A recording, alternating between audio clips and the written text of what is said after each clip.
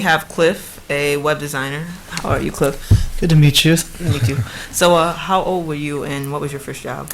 I was about 18 when I got my first job, and I ended up working with a local company that worked in sales, but my job was to be the front desk receptionist.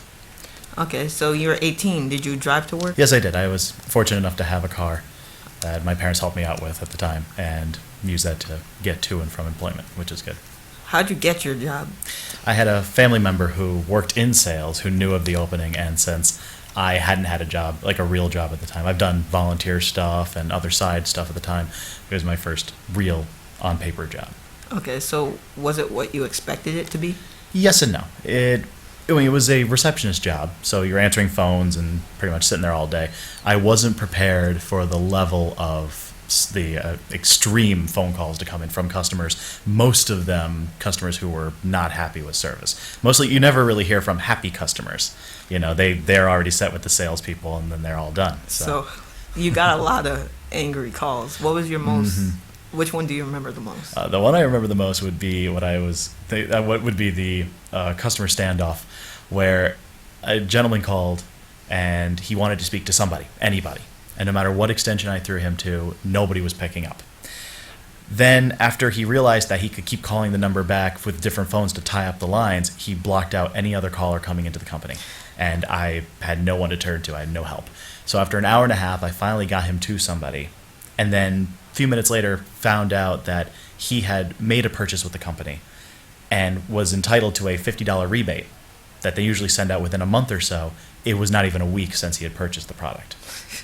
So I'm getting a feeling that you didn't like your job. Is that true? Not exactly. I mean, it was the first job, and you never expect to get your dream job on the first try, but it was definitely an eye opener. Okay, so what do you want to be when you grew up? When I was a kid, I was big into watching cartoons and animated stuff, so I really wanted to be an animator and work in the field, something involving making something in a media-based form, which over time I grew up and realized, well, I never really grew up. I make that clear. I still would love to pursue doing animations on the side when I have time.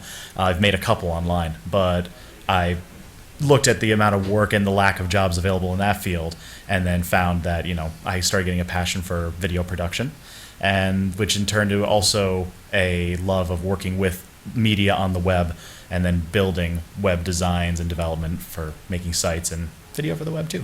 Okay, so you're a web designer, right? That is correct. So explain, what do you do for your current job? For my current job, I work with a local company called Time to Save, which is a company that tries to help people save their money through shopping online, making wise choices about what to buy instead of just the usual places, and earning money back for savings that'll grow over time. And when I was brought in, my job was to take what they had and rechange it up to something that was more accessible, something that could be viewed on mobile, something that modern systems can look at, and something that's easily usable by any user. And it's an ongoing process. I think it's in a great position now from what it used to be, but it can always get better. It can always get easier to use. It could always get more user-friendly. Did your first job influence your decision in becoming a web designer? It influenced my decision to never be a receptionist again. And it definitely was eye-opening to how the opposite side of sales works, which I've also had jobs in sales in the past too. I had in one of my other former lives, I used to be a sales rep at a video game retailer, working the counter trying to sell games to people, and angry customers there too. And you're never going to have a job where there isn't going to be people who are angry. The trick is to understand what the problem is, instead of just letting people yell at you and just be upset and be like, I hate my job. Just understand why they're upset. And especially if you're 18, it's really hard to not just get mad and want to just throw down the phone. And I've had my cases in the past where I've had to just put the phone down or tell a customer, I'm sorry, I don't think I can help you, which in retrospect, was immature of me at the time. But at the same time, because you're not prepared for it, you're not ready. They don't teach this in school. They don't tell you that people are jerks. Not everybody, of course, but when somebody's angry, they don't think straight. As you probably had happen in your life as well, too. Yeah. And then you look back and you're like, oh, what was I thinking? And then just the best thing you can do is if you do make a mistake, you just take it in, apologize for it, and move on, and then try to solve their problem.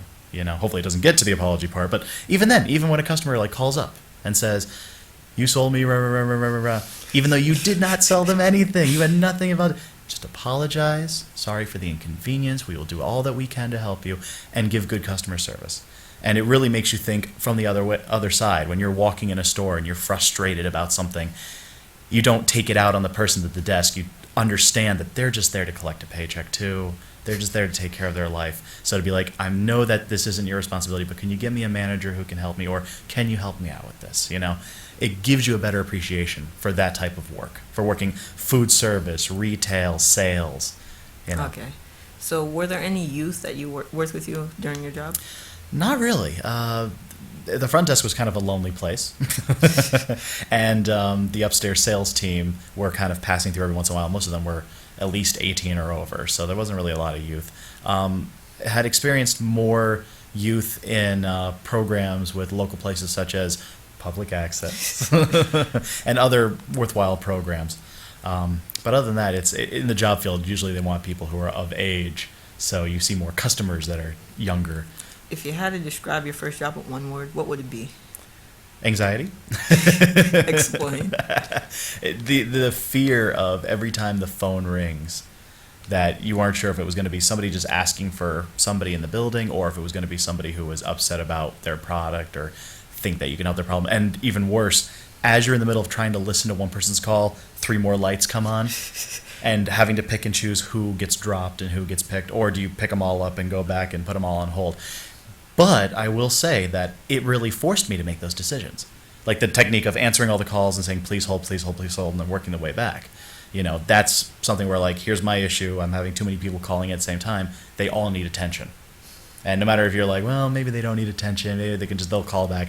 No, the employer wants you to give them all your attention, which is understandable. When you're 18, you're like, why is it? Well, he just sits in an office all day. Why does he care? But then you get older and you realize, well, he's running a business. He can't control every single person in the building at all times. He's leaving that to managers to delegate, or in my case, I had like maybe one person to talk up to who was almost never there. So I had to do a lot of it, from my own instincts. And you learn those skills with dealing with customers and just trying to do general problem solving. A lot of employers love it when you can take a problem and instead of freaking out and saying, I can't do this, this isn't my job, you sit there and go, okay, let's figure out a way to solve this. And then you go on from there. Would you recommend this job to anyone else? Yes and no. I'd definitely say it's a stressful job, or was a stressful job. But I would say, in terms of finding a first job, obviously spend your time when you're not at the job trying to hone in on your skills. If there's something you can create, something you do, build a portfolio, build a resume.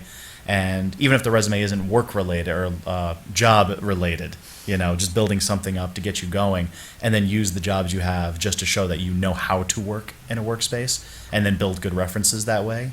Be very friendly with your employers and everything. That particular job, I don't know if I would have recommended that to anybody, but hey, there are some people who are probably really good at it. Some people who are just like, I don't care. People call all the time, Matt. I can handle it. And those people are perfect for that job. Everybody is perfect for something, even if it's not what other people think that you'd be perfect for. So just play to your strengths. And if it's a job like, flipping burgers, there is nothing wrong with that. In fact, if you have that as your first job, be proud. That it's like, what, I'm doing this, I'm going to see what it's like from the other side. And then when customers, dump all over you and you get upset about it, you'd be like, wow, that could have been me on the other side. And then really makes you realize, like, what, maybe we should treat these people a lot better, especially considering how much they get paid. A lot of these starter jobs are paying barely minimum wage. A lot of them, there are a lot of people who have kids at a young age, and then a minimum wage is what you're getting paid, but a babysitter costs $15 an hour. That's not making money. So it's tough.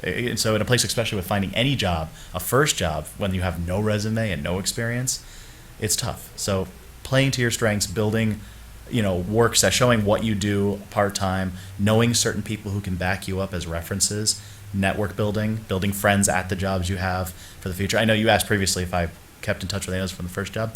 I didn't really, But in the future, I definitely did, and they are the ones that I've kept in touch with for the longest time, especially in terms of if something goes bad and I have to look at other employment options. They're the ones that back me up with a phone call saying, I've worked with him, he's a professional, you should hire him. And that is worth its weight in gold right there, if nothing else, really. Okay. So if you had to do this job one more time, I mean, do your first job all over again, would you do it? Probably not.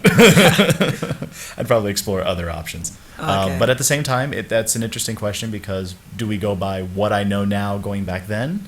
You know, I guess, because if I didn't, I probably would have made the same decision.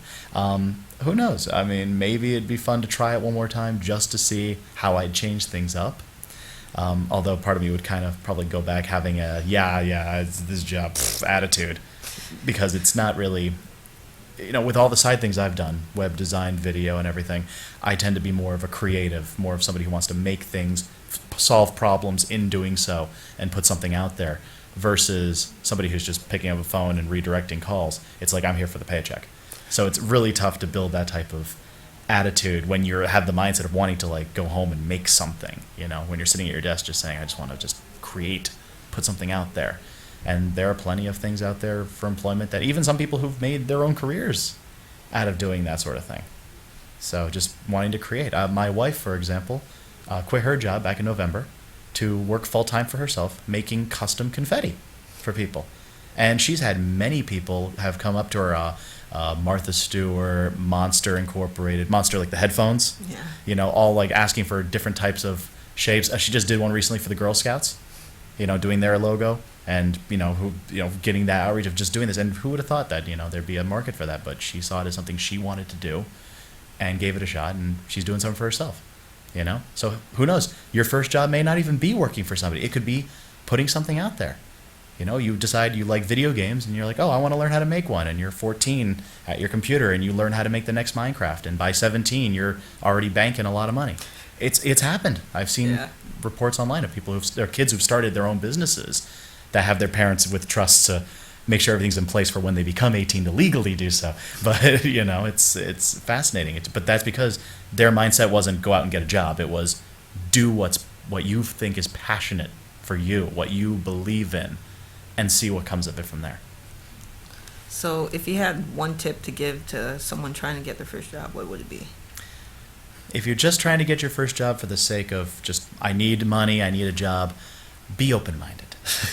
Because especially if your resume has got almost nothing on it, no education other than some high school, maybe early college if you're late to the game like I was, and, just a few things working on, be understanding if people aren't wanting to hire you right away. That it's not because you're not a good person.